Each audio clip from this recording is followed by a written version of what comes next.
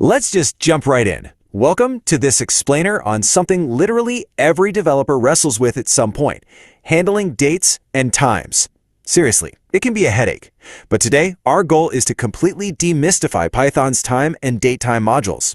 We're going to do this through detailed line-by-line code examples so you have a rock-solid understanding of how to actually bend time to your will in your code.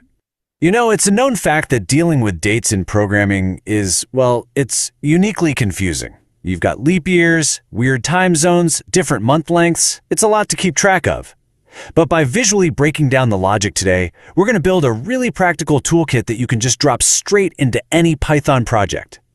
So here's our roadmap for today. We'll start with the two different faces of time, move into machine time using the time module, and then human time with the date time module. After that, we'll hit text and object translation and wrap up with time arithmetic and some real-world application. All right, part one, the two different faces of time. To really master this stuff in Python, we first have to understand the core philosophical split in how time is actually handled under the hood. The divide basically comes down to this. On one side, we have the machine's perspective. That's the time module. This is all about low-level system execution, raw numbers, absolute performance. But on the other side, we've got the human's perspective through the datetime module. This uses an object-oriented approach to give us readable calendar dates, nice formatting, and structures that, actually make sense to our human brains.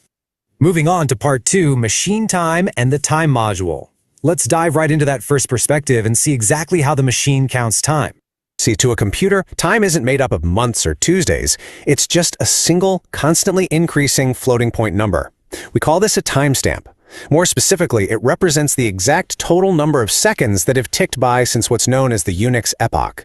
And that was the stroke of midnight on January 1st, 1970. Crazy, right?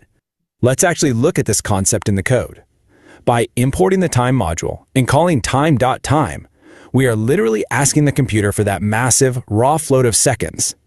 Now, to make that somewhat readable for a user interface, we can just drop that raw number into time.ctime, and Python instantly translates those millions of seconds into a nice human-readable string.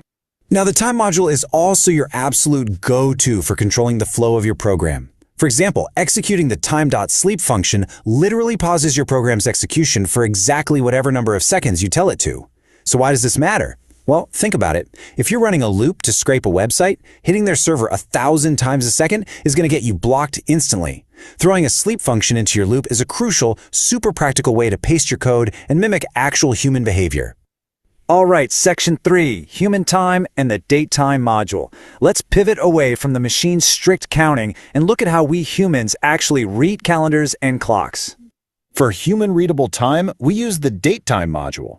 When you execute datetime.now, Python doesn't just hand you a raw float of seconds. Nope, it gives you a rich, object-oriented structure that contains the exact year, month, day, hour, minute, second, and even microsecond. And check out the difference right beneath it. If you call date.today, Python specifically strips out all that hourly time data and just returns the calendar date object. And because datetime creates an actual object, we can totally deconstruct it. If you have a datetime object, you can easily access its internal attributes just by typing .year or .month or .day. But the really cool part is that it works in reverse too. You can construct your very own custom moments in history. Look at this code snippet. By passing 2023, 10, 29, 19, 23 into the datetime function, the developer has perfectly captured the exact evening of the 100th anniversary of the Turkish Republic into a single, neat variable. Which brings us to section 4, text and object translation. This is arguably the most critical and, honestly, kind of the most confusing part of data operations, translating formats. In practically any application you build, you're going to find yourself caught in this translation loop. You'll have a Python object that you need to turn into plain text so a user can actually read it on their screen. Or flip that around. A user types a date into a text box, and your code needs to parse that plain text right back into a workable Python object. So, the absolute key here is memorizing the difference between these two specific functions. I really want to slow down for a sec because this trips up beginners all the time. strftime stands for string from time. You use it when you already have an object and you want to output text. On the flip side, strp time with a P stands for string parse time. You use that one when you have text and you need to parse it into an object. So just remember, F is for from and P is for parse. Now, to use either of those functions, you're going to need a bit of a secret decoder ring, the formatting codes. This cheat sheet right here outlines the essentials. A capital Y with the % gives you a 4-digit year, while a lowercase m gives you the numerical month. Need the 24-hour clock? That'll be a capital H. You are going to use these symbols constantly to tell Python exactly what the text should look like. Let's look at this syntax in action to really cement it. Using str_time, we take our now object and we pass in the format specifying the day, month, year, hour, and minute. And boom, Python outputs a cleanly formatted string. Conversely, using strip_time, we take a raw string, say 2024-12-31-235959. We pass that string into the function along with the exact matching formatting symbols for year, month, day, and time, and Python decodes the whole thing, giving us a fully workable object that we can then pull the .year right out of. Moving on to our final section, time arithmetic and application. Now that we've got our data structured and we know how to translate it, we can start doing some seriously powerful math. Think of the time delta function as your very own Python time machine. When you need to figure out the exact date 10 days from now, you definitely don't want to write out manual code checking if the current month has 30 or 31 days or figuring out if it's a leap year. No way! You just take your today object and mathematically add time delta days equals 10. Or, if you want to look backward, you just subtract time delta hours equals 5. Python handles all that messy calendar math safely behind the scenes for you. You could also use this to measure the exact distance between two dates. Let's say we define today, and we define New Year as January 1st, 2025. Simply subtracting today from New Year generates a brand new time delta object that we'll call time left. We can then ask that new object exactly how many .days and .seconds remain. It's just incredibly elegant code, don't you think? Let's bring the time module back in for a minute to show a really practical, real-world application, benchmarking.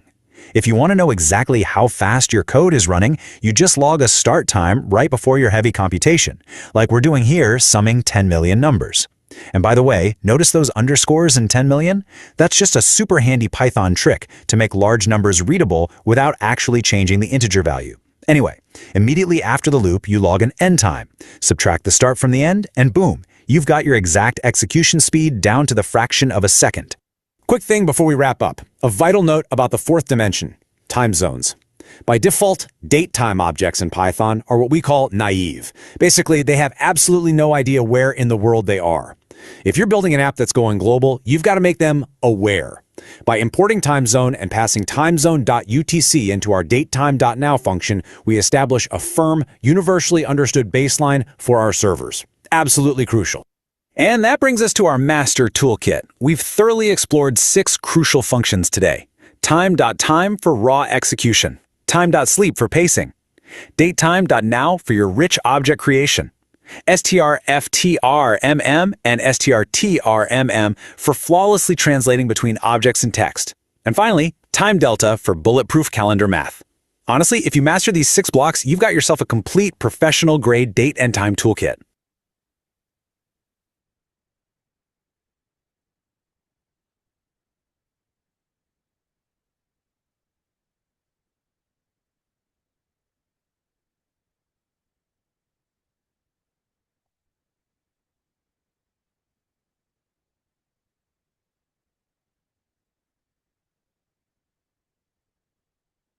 So to wrap things up, I want to pull you out of passive observation mode and issue a direct challenge.